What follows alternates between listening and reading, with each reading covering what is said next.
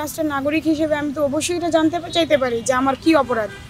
আপনি একটা মৃত্যুদণ্ডপ্রাপ্ত একটা আসামিও জানে তার কি অপরাধ, সে তারও আত্মপক্ষ সমর্থনের সুযোগ থাকে। আমি কেন জানবো না যে আমার কি অপরাধ? আমার নিজেরই আসলে চাকরির বয়স, এখন সরকারি চাকরির বয়সসীমা পেরিয়ে গেছে।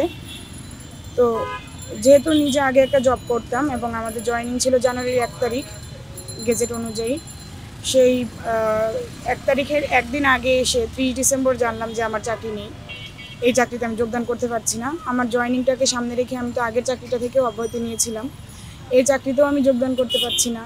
আমার 44তম বিসিএসেরও ভাইভা ছিল, ভাইভাতেও যেহেতু এই ব্যাপারটা চলেই আসে যে 43তম বিসিএসে আমি কোথাও পোস্টেড নই, তার মানে আমি গেজেটেড নই।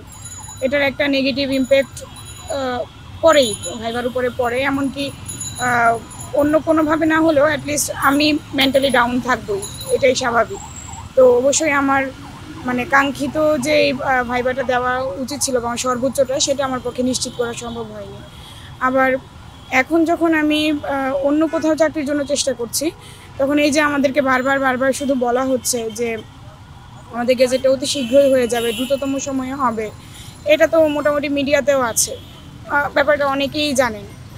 দেখা যাচ্ছে অন্য কোথাও যখন আমি চাকরির জন্য চেষ্টা করতে চাচ্ছি, তখনও আমাকে এরকমভাবে শুনতে হয় যে আপনি তো আর আমাদের এখানে অন্তত 2-3 বছর সার্ভিস দিতে পারবেন না, কিংবা আপনাদেরটা তো হয়েই যাবে, যখন হয়ে যাবে আপনি তো আবার চলেই যাবেন, আমরা তো আপনাকে কেন নিব, চাকরিতে কেন নিব।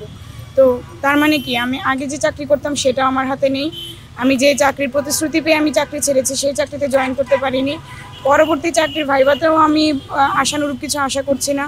এখন আমি যখন কোথাও অন্য কোনো বেসরকারি কোথাও চাকরির জন্য চেষ্টা করছি, সেখানেও আমি পারছি না। তাহলে আমি জানি না যে আমার রাষ্ট্রের কাছে আমি এমন কি অপরাধ করেছি যে আমার গোটা ক্যারিয়ারের যে সাইকেল, এটাই যখন আমার ধ্বংস হয়ে গেছে শুধুমাত্র একটা গেজেটকে কেন্দ্র করে, তাহলে আমার যদি তেমন কোনো অভিযোগ থাকবে, তেমন কোনো অপরাধ থাকবে, আমি সেটা দালিলিক প্রমাণ চাই। আর যদি সেটা না থাকে, আমাকে অবশ্যই আমার এই যে এতদিনের এতগুলো ক্ষতি, সেটাকে আমার পূরণ করে দিতে হবে, আমাকে আমার হারানো চাকরি আমাকে ফিরিয়ে দিতে হবে, আমার যে আজকে সমাজে আমার যে একটা হারানো একটা ইমেজ, আমাকে সেটা ফিরিয়ে দিতে হবে। যে কেউ শুনলেই বলবে যে সরকারি চাকরিতে কেন গেজেটেড হলো না, বা গেজেট হয়ে কেন বাদ পড়েছে, তার মানে নিশ্চয়ই কোথাও সমস্যা আছে। সেই সমস্যাটা কি আমি জানি না, নিশ্চয়ই আমার ভেরিফিকেশন হয়েছে, এটা নিশ্চয়ই ওনাদের জানা আছে, তাহলে আমাকে সেটা জানাতে হবে। রাষ্ট্রের নাগরিক হিসেবে আমি তো অবশ্যই এটা জানতে চাইতে পারি যে আমার কি অপরাধ। আপনি একটা মৃত্যুদণ্ডপ্রাপ্ত একটা আসামিও জানে তার কি অপরাধ, সে তারও আত্মপক্ষ সমর্থনের সুযোগ থাকে।